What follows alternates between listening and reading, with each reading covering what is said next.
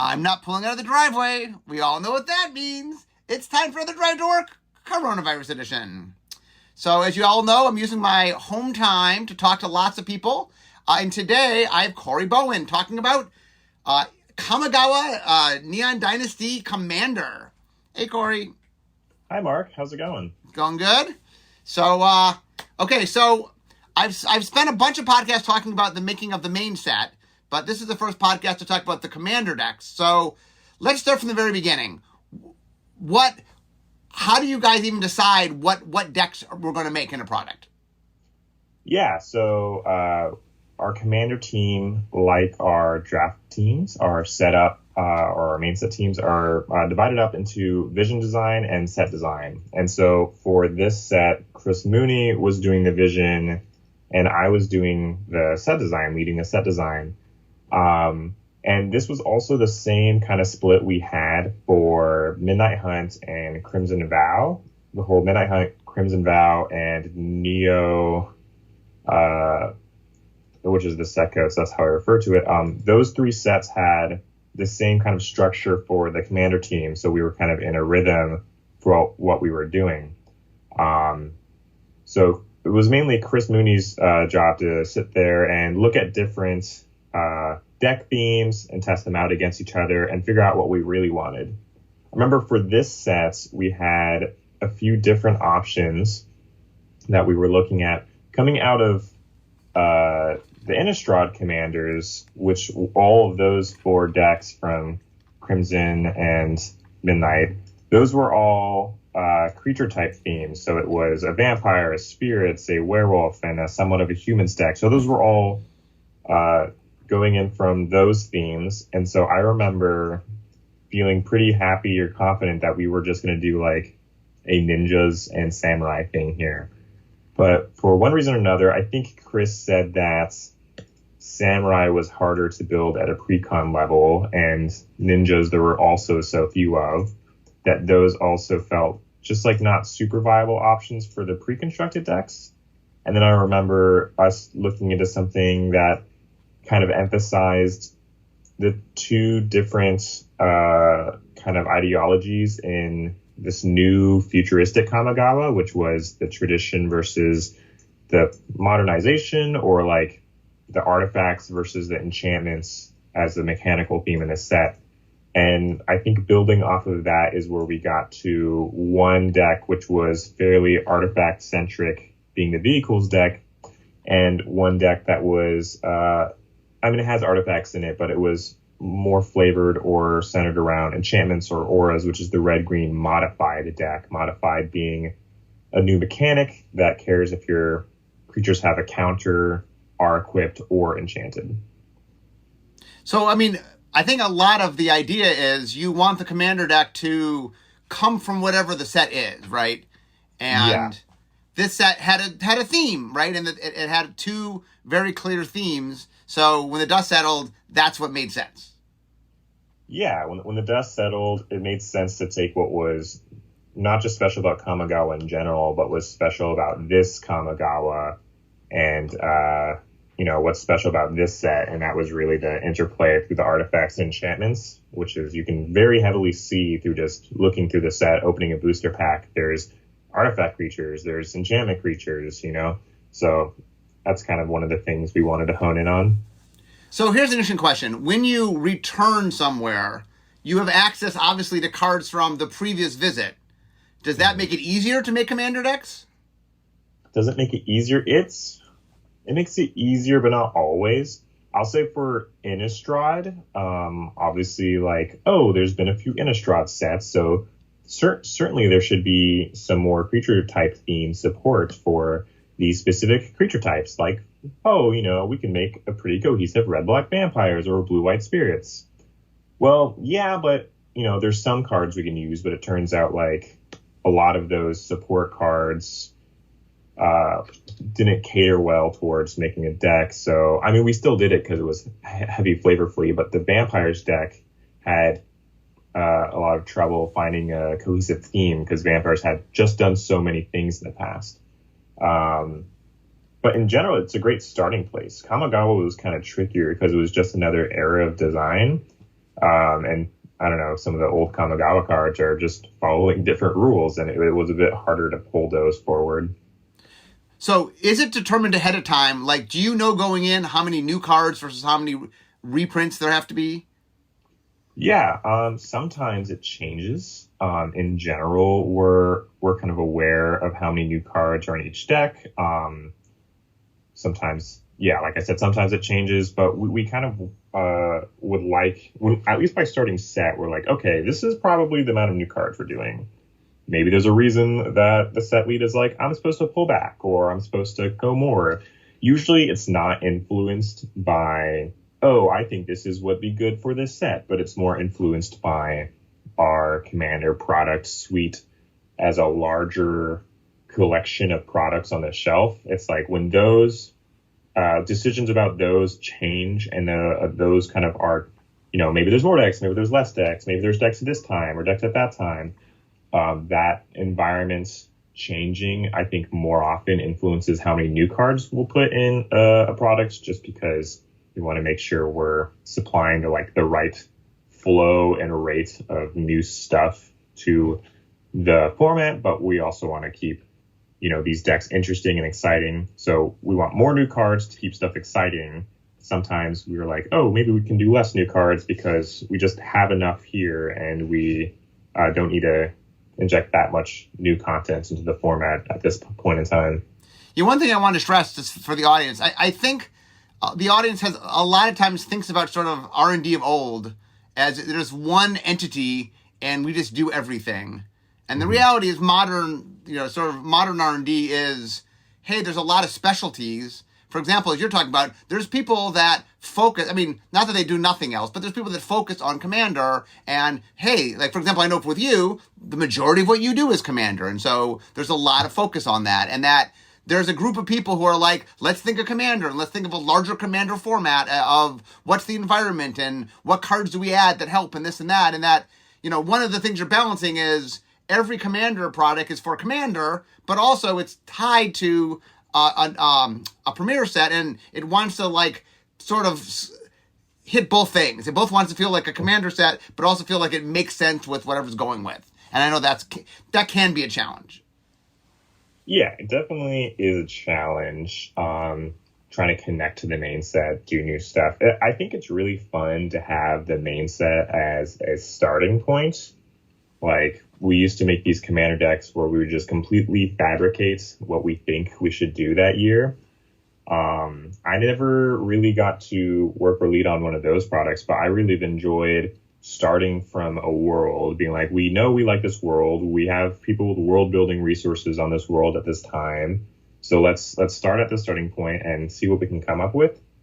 And I've enjoyed that a lot, starting from there. And I enjoy the incentives of having, more people who are playing Magic kind of under the same banner of we like this thing at the same time. I think that's, really healthy for the community to kind of right now, standard players are excited about Kamigawa and Commander players are excited about Kamigawa and maybe modern players or whatever are excited about Kamigawa. So it's fun to have everyone excited about the same world. I think that's a really big bonus of building Commander decks off of the sets like that.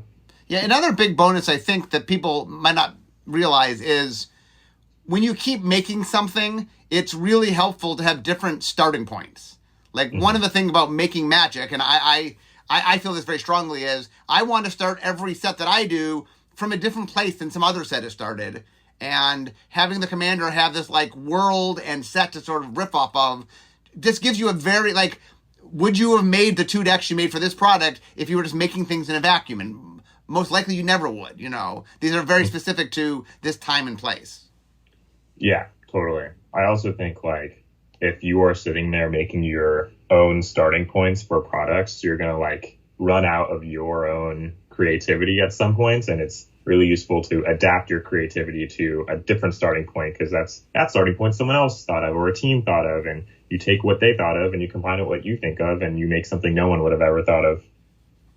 So one of the cool things that I enjoy, let's talk about some examples from from these two decks from Dynasty.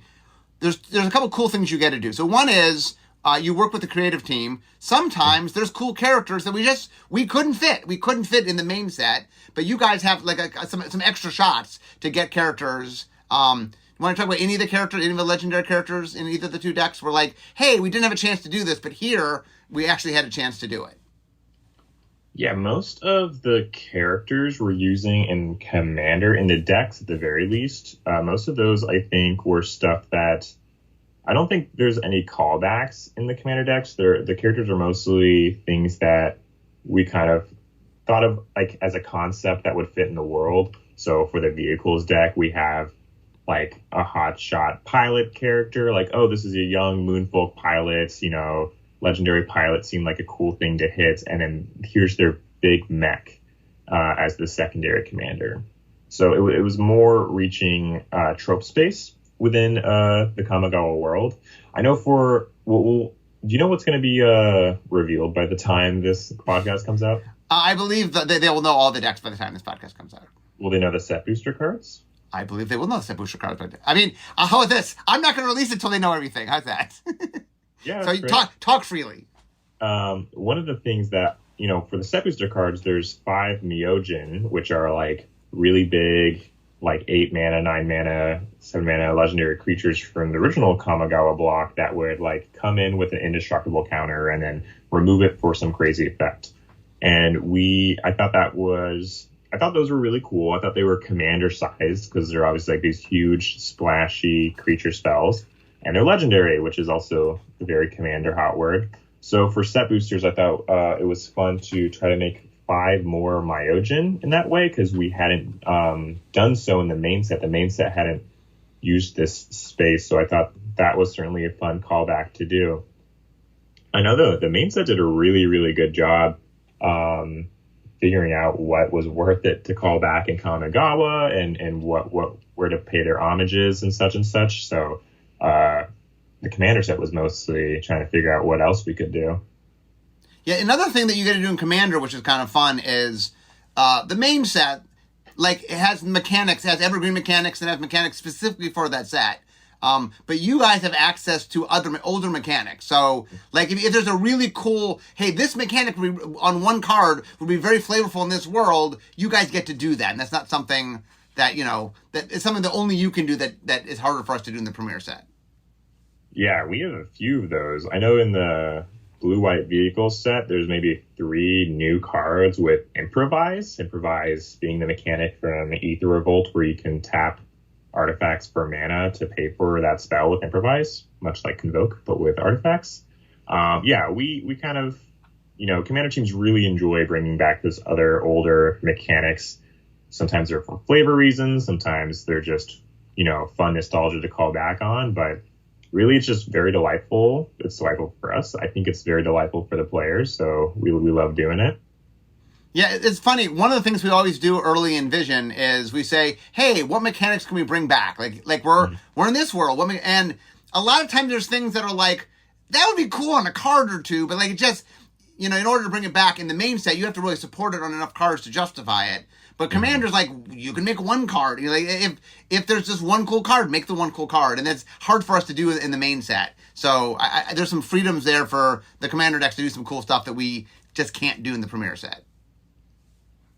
Yeah, totally. Like, that's, Commander, a lot of Commander, because it's singleton and stuff, a lot of it's about, like, drawing that one cool card. And so just making more cards that are just cool on their own or don't need a whole environment to support them, but maybe someone looks at it and wants to put in their deck, that's kind of good, fruitful space for this audience. So was there anything that you got to do in either of the two decks that you, like, what was kind of a fun thing that the main set didn't get to do, but for whatever reason, either couldn't do it or it didn't have space, or like what are you think are some fun, and it could be new space, but like what's some fun things you felt the decks got to do that, allowed us to sort of expand what Kamigawa was, or, new Kamigawa. Expand what new Kamigawa was. I thought there was some interesting stuff. I know in the red-green deck, the modified deck, there's a mono-green legend that I think, it doesn't say modified on it, but it uses, like, some interesting space in the modified stuff to tell a story that feels, in my opinion, cohesive to Kamigawa. It's called Kosei Penitent Warlord. Costs 1 GG, so 3 mana. It's a 0/5. And it says as long as Kosei is enchanted, equipped, and has a counter on it, they have, whenever Kosei deals combat damage, you draw that many cards and deal that much damage to each other opponent. So Modified cares about enchantments or auras, equipment, and counters. And so this card doesn't say Modified, but it cares if you were modified by all 3 buckets, then it kind of goes into super mode. And the flavor of the card is this is like some old like fighter or battler or samurai who used to be really, really strong, and then he decided, oh, I'm just gonna stop doing this and try to just be a pacifist for a while. And so this card is him post being this vicious warlord person, and now they are just meditating, but if they get all their weapons on, they're super powered again. And I thought that was a cool thing. I also think that expanding Kamigawa, I made a legend that I know that in the world guide, there was a lot of mechs with like origami imagery or some artifact creatures that looked like they were folded paper and cranes and stuff, which is very, very Japanese reticence, and maybe reticence is the wrong word, reminiscence. And we wanted to make a legendary creature that, was like, oh, maybe this is an origami artist or something. So we made Katsumasa the Animator, which is for 2 UU. It's a 3/3 flying legendary Moonfolk Artificer. You can pay 3 mana to turn a non-creature artifact into an artifact creature, but it's a 1/1 flying until end of turn. And then at your upkeep, you could put 3 counters on, a counter on up to 3 different non-creature artifacts you control.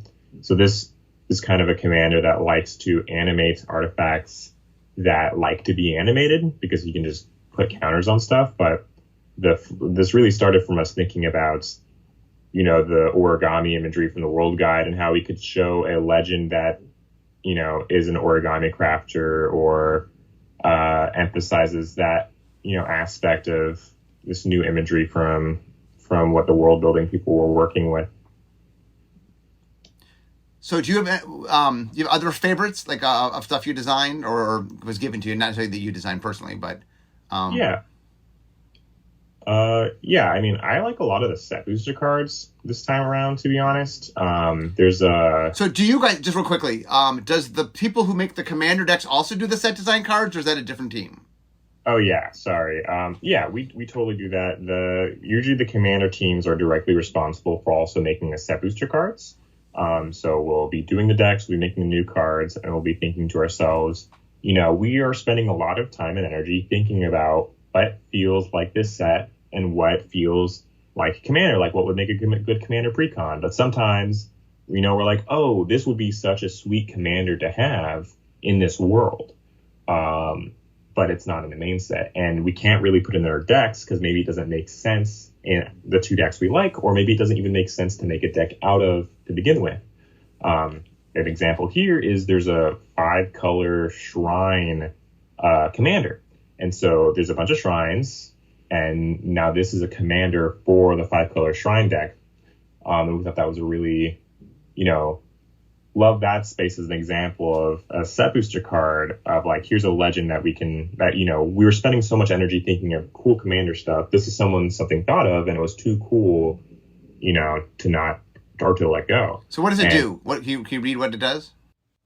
So it's Go Shintai of Light's Origin. It costs 4 mana, 3 and a green. It's a 3/4 legendary enchantment creature shrine.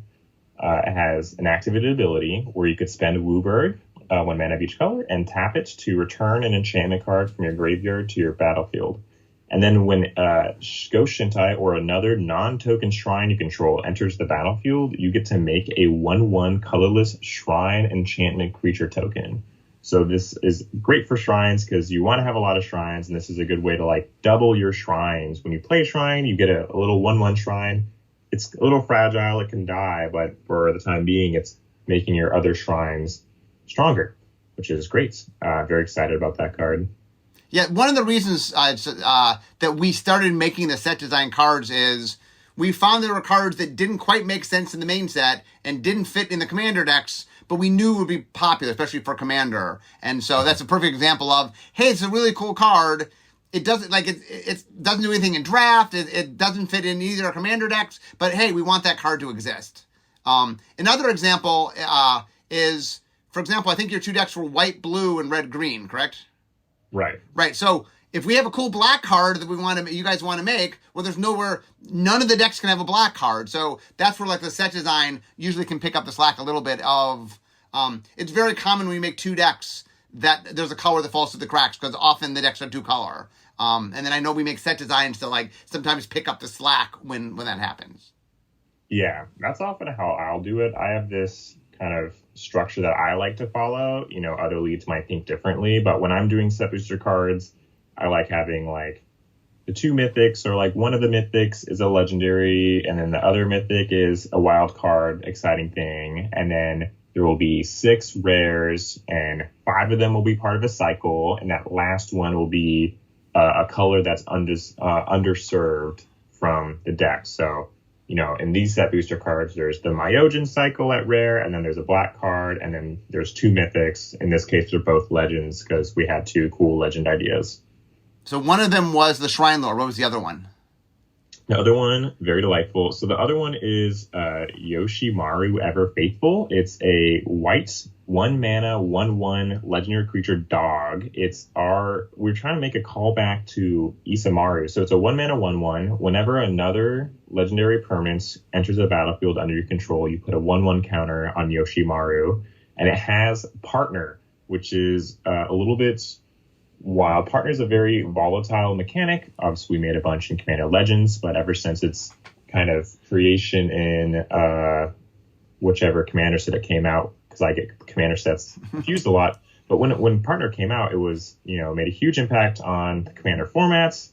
You know, it's really shaken up everything. So here we wanted to make a card that was kind of a callback to Isamaru, as just like a fun 1 mana legendary dog, but make an exciting partner as well, because just having a dog with partner seemed like a really, really cute idea. And so that's what we ended up going for with Yoshimaru, and I think it turned out pretty well.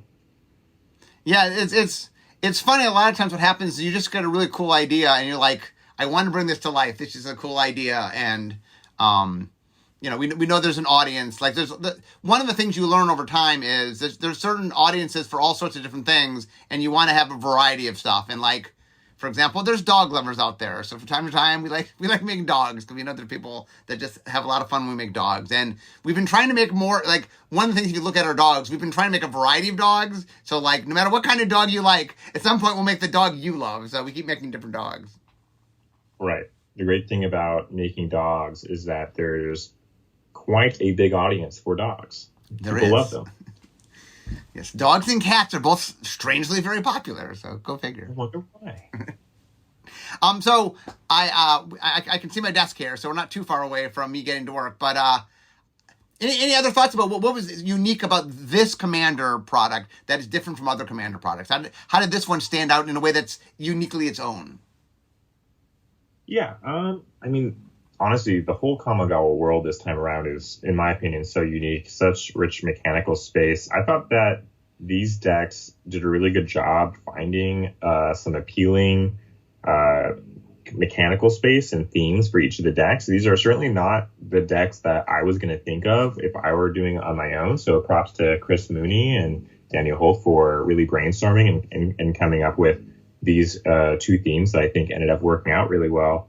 I also think these are, again, some of my favorite set booster cards this time around. I really like the Myojin going on. I really like the Shrine stuff. I love the dog.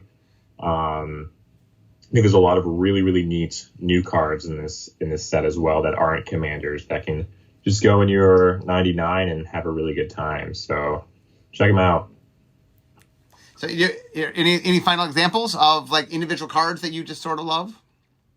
I'll call out Drum Bellower. This was just some random card that we thought of. It's Drum Bellower is a 3 mana white creature. It costs 2 and a dub. It's a spirit for 2/1. It has flying, and you untap all your creatures during each other player's untap step. So It's a Seedborn Muse in white that flies.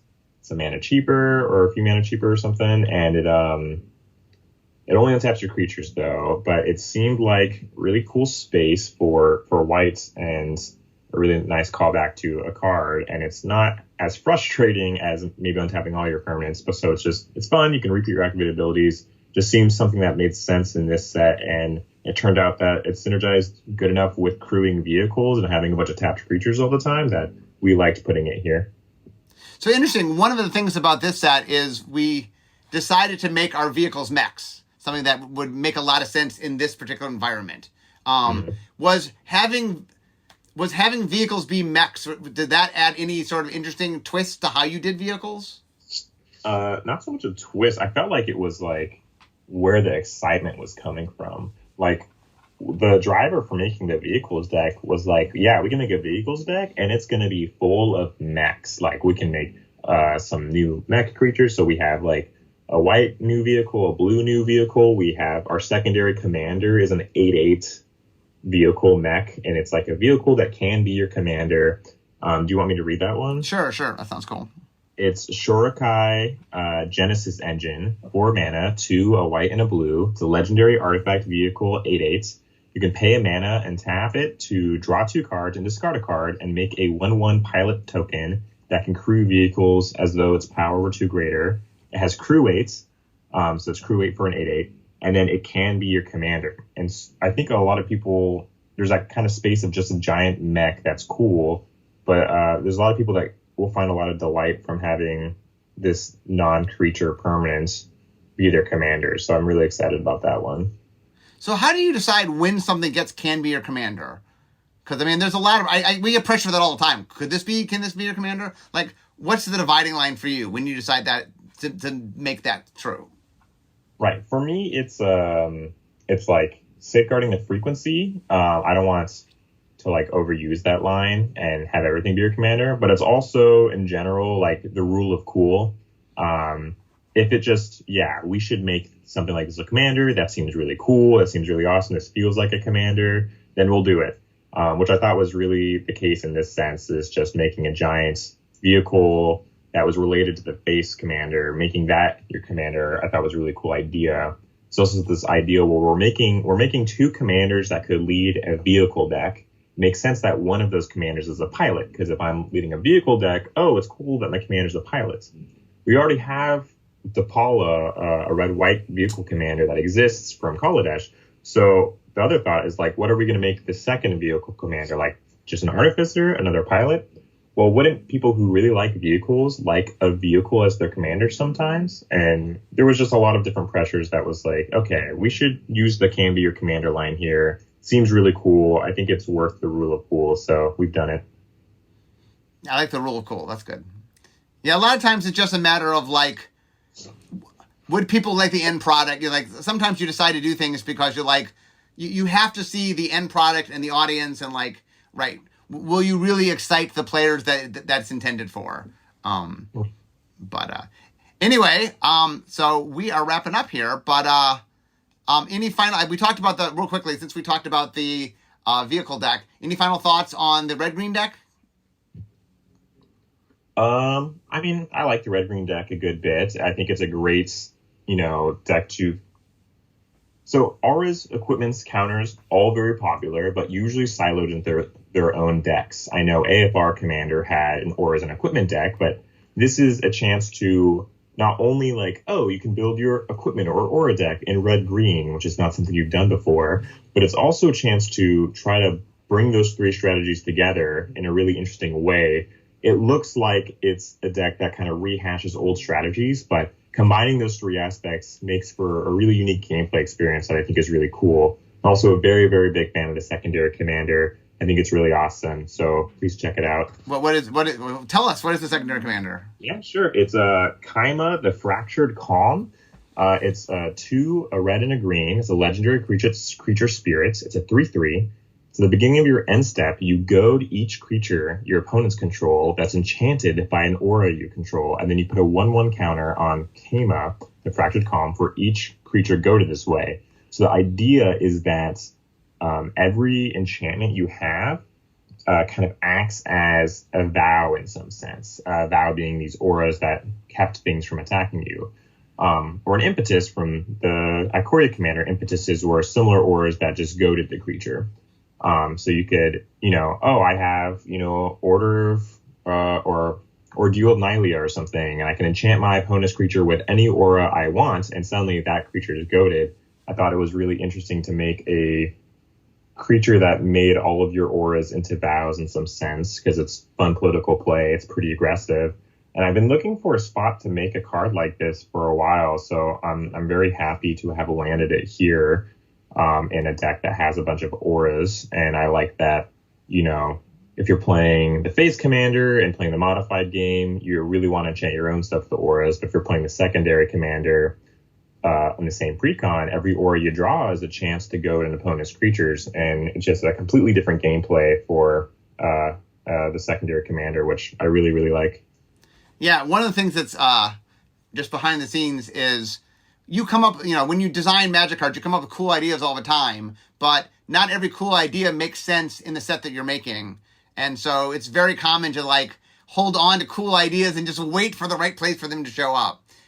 Sometimes that can be a while. So it's very, I always get very excited when I finally find a home for something that I've been wanting to do forever. So that's always fun.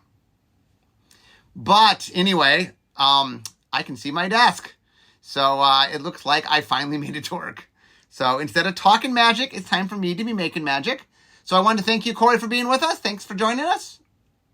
Yeah, thank you so much, Mark. I really enjoyed being here. And to all of you, I will see you next time. Bye-bye.